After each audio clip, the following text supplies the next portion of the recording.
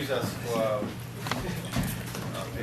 Another chocolate chip. Where's mine? Everybody up there has something fantastic, and I'm sitting here in a void. Goodbye.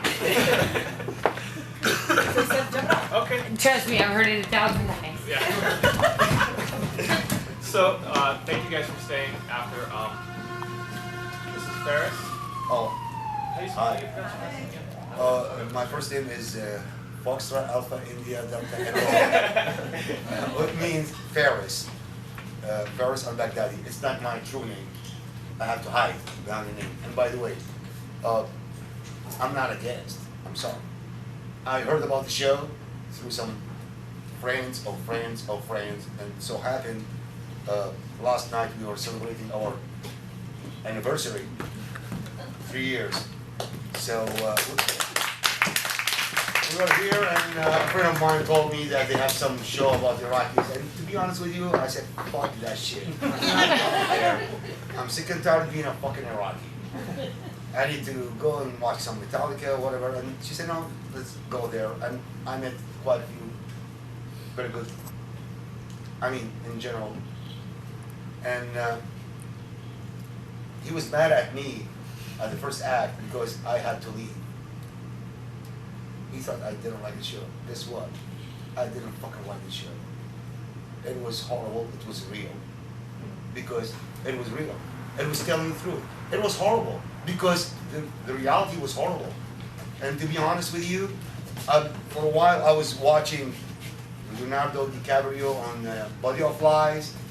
There was another movie was produced by some, no stereotyping, Indian Brit reporter who so happened he went to Iraq in 2003, stayed 2 weeks in the green zone, and came out with the story of the movie that some people watched here, The Green Zone, which was, unfortunately, I enjoyed watching King Kong better than watching The Green Zone.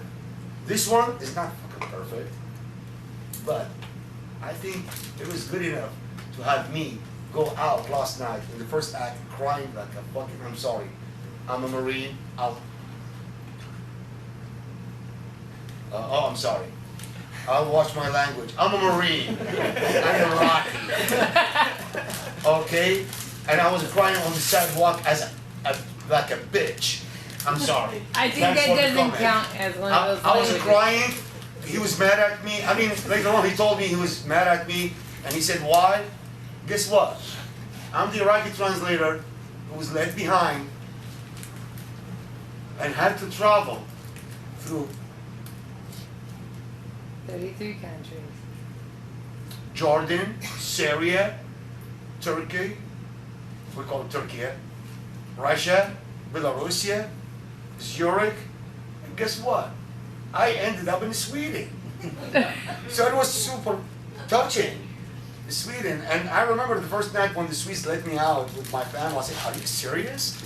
I said, okay, baby, I know, honey, I know where to go. I was talking to my ex, and I was with the taxi driver. For a while, I thought with my English I could manage. There was no English in Sweden. Now I can manage. Jag kan prata svenska. Jag bor i Malmö.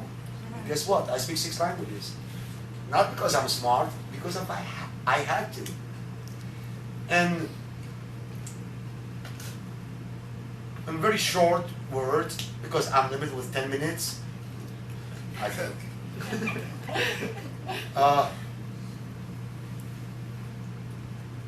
I'm here in the United States after, like, in 2007, I made it. For the very first time in my life. Was legal.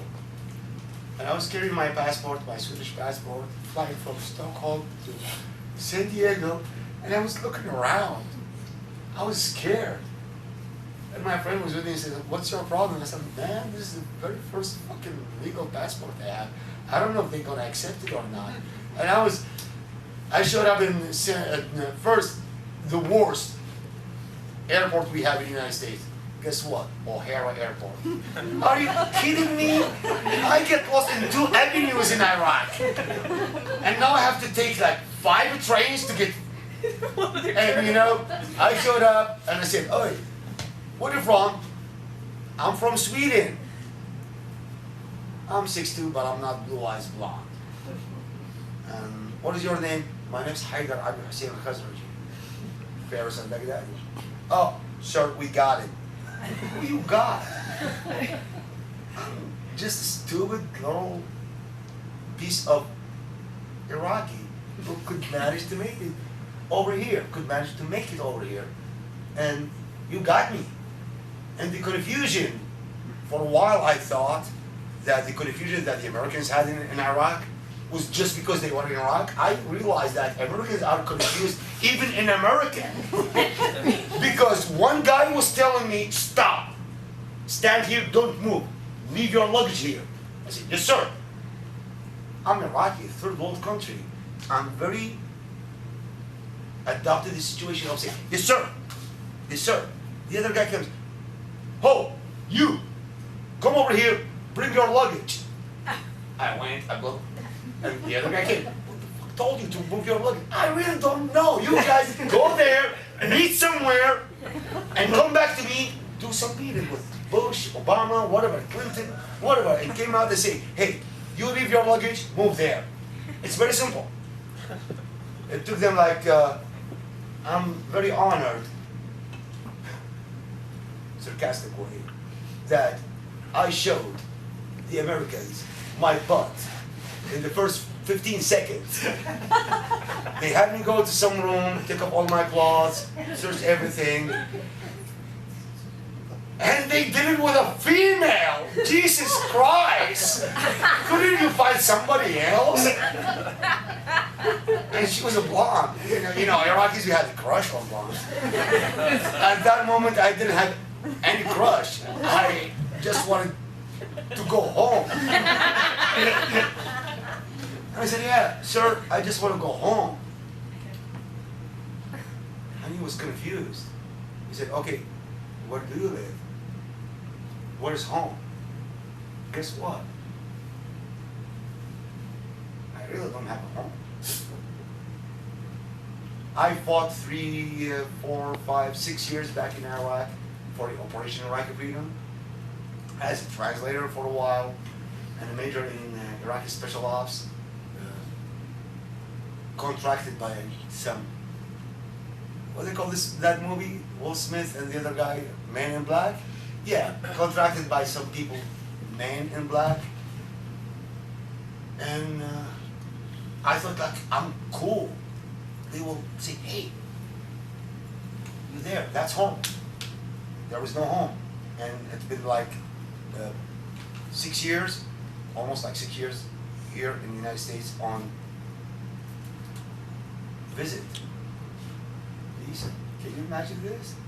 I visited in the United States for 6 years. I have a wife. I have 2 kids.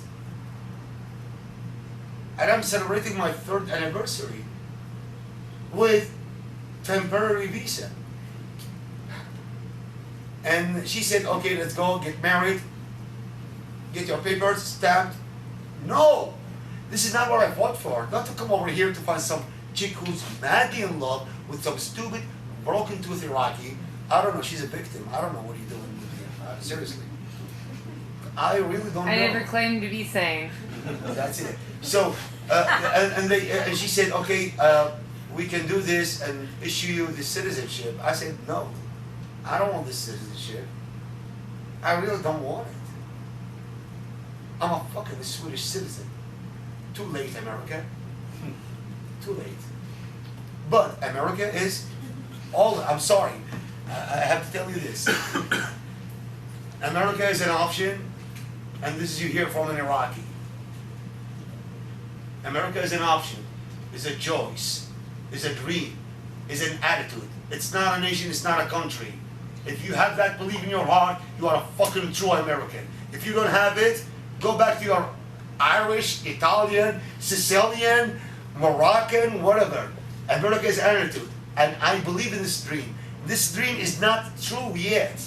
It's not really perfect. But guess what? It's the best. And truly, believe me, I've been in 33 countries. I speak 6 languages. I was Muslim.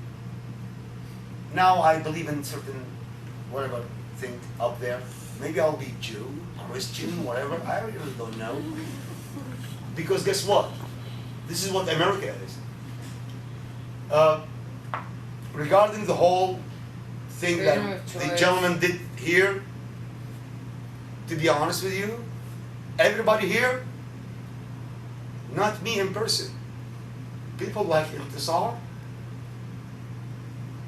we owe you guys. Because how many? 1, 2, 3, 4, 5, 6, 7, 8, 9, 10, 12, 13, 14, 15, 16, 17, 18, 19. Only 19 people decided to stay and listen. And the actress, Intisar, for me, to me, was real. Because guess what? I had to bury 3 of them with my hands. When he was looking for the dead bodies, I was there. I saw them.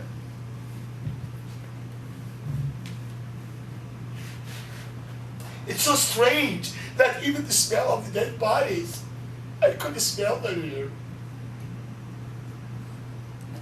And he claimed her. I did. I claimed my 6 soldiers who were rejected to issue a death certificate by the coalition forces and US forces on Camp Fallujah. Because guess what? They were not Americans. We are not Americans. We were Iraqis and believed in your dream.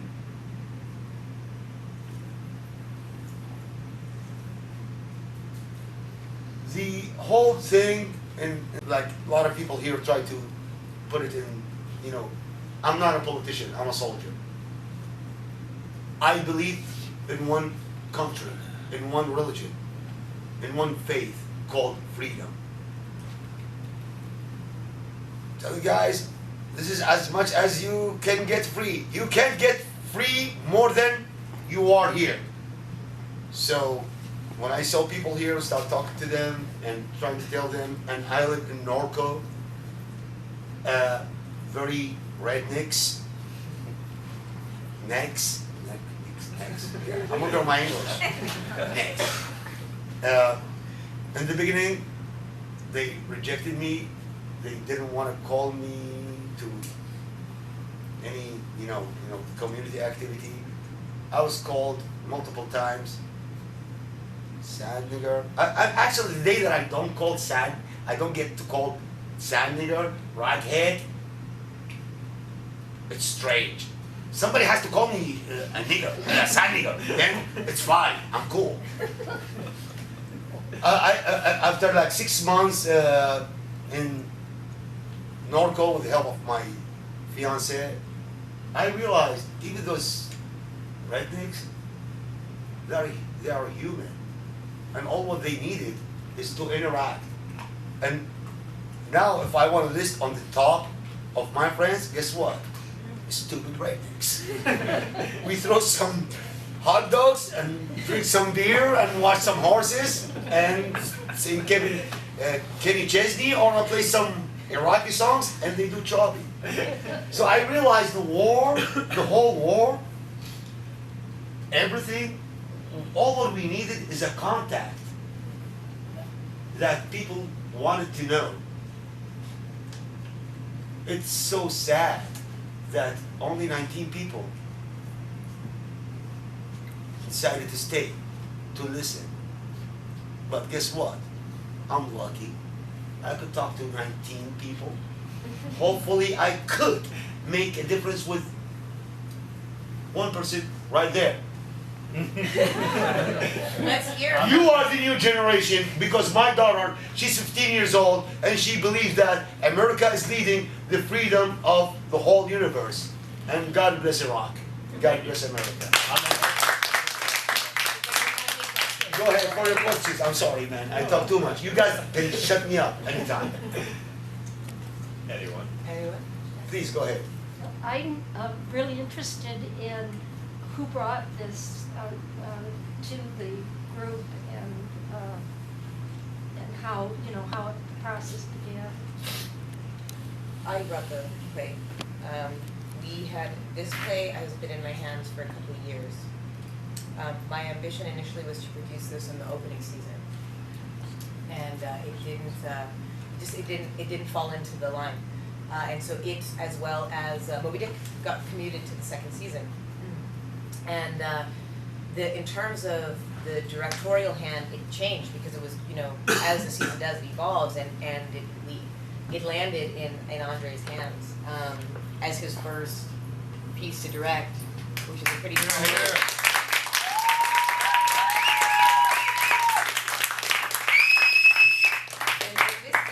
I don't know, I found it extremely compelling. I mean, to be completely honest, on a really selfish level, because I had such a deep desire to play this role, and to get to represent a character, an archetype like this, and it was a subject matter that I felt, and this also shows how kind of, I'd say, naive, that, I mean, for being moderately well-read, that's probably up for negotiation, but I did feel that this piece was a lot more apolitical than a lot of other pieces.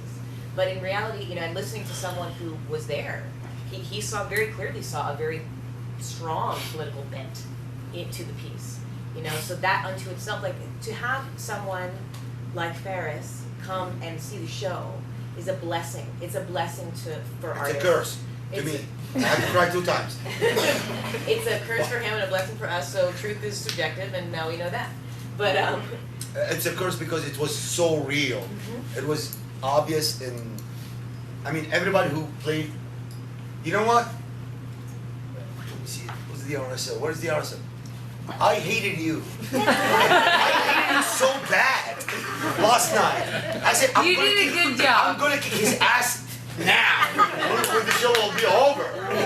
But you know what? We had, just to let you know, we stayed till 2 o'clock in the morning, myself and some of the staff talking on the sidewalk, smoking cigarettes. You know what? I really realized he was so real on the stage, and he was so real on the sidewalk. He showed some passion, knowledge. Believe me, we as Iraqis back in Iraq, we need shows like this. We need somebody to go outside with a stupid Best Buy 4.3 pixels camera showing this, oh, this is the place, 15 seconds, this is, and tell Iraqis that we have people here in the United States of America who care, who produce a small little play on small little stage to talk about their struggle. So, for me, ladies and gentlemen, in the name of all the translators who were killed, like Intisar, in the name of all the translators who lives now in Austria, Germany, Sweden, Norway, Russia, we thank you. For a while we thought that nobody heard about us. For a while we thought we are just a freaking insect somewhere. We are just American disposable parts, just some paper plates. But when I look into the faces, I see white, half black, half Iraqi, whatever you came from. I see America here, and I see the belief in your eyes. Your eyes, your eyes. Man, you killed me last night. I had to leave, and I'm sorry. I'm sorry. Once again, I'm emotional. Guess what? This is who we are. We are emotional. We are passionate. We love all the way to the end. Ready to give every, not ounce of energy, every ounce of our own flesh to you because we love you. And if we hated someone, we are ready to destroy every ounce of him or her, all the way down. Because we are honest. I'm sorry. Take your time. I'd just like to commend the director and the cast on doing a first-class job. I don't think there was a role that wasn't well played, and it was really a very professional, very high-class production of a very interesting play, and we all thank you for it. It was fabulous. Yeah. Since I'm sitting in the center, I want to thank all the time because I was never given the opportunity to talk to people. Shut him up. I grew up in tackle him. 25 years in theatric family. Tackle him now. I Tackle can't him now. critique the professional performance, but guess what? They made me cry. I think they were professional. If you guys want to hear more of this story and get more specific with Ferris, he will be back for a speaking engagement. And the details are to be decided and to be locked in, but we'll definitely let you guys all know. And thank you for staying and listening. Thank you for seeing the show. Thank you for supporting us. Thank you for supporting first-time director. I just wanted to say, more than quite a lot of million questions, but this was so moving and so wonderful. And like you said, for me, this is a moment that changed me. I'm a different person.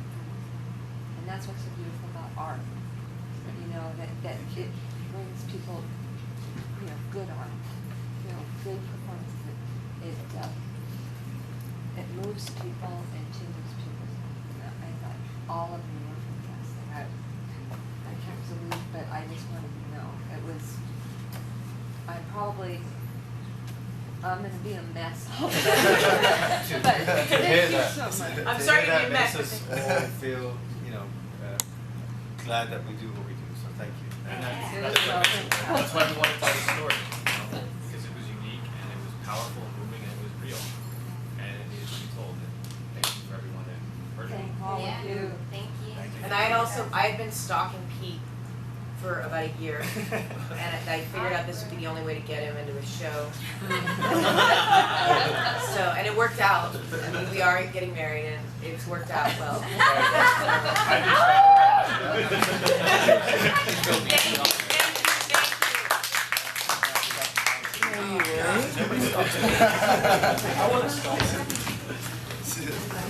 It's kind of a graduation of this.